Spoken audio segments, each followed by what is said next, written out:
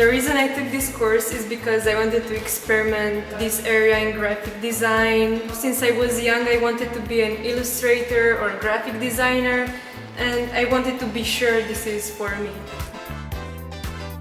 I've learned how to just like get out of my comfort zone and try new techniques of doing things.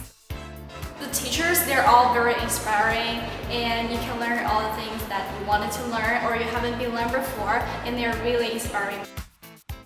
And if someone asked me if they should take the course, I would say to just go for it, especially if they're interested in the different workshops, because the facilities allow to get access to some quite interesting workshops. Screen printing, risograph, book binding, everything. I love all them all.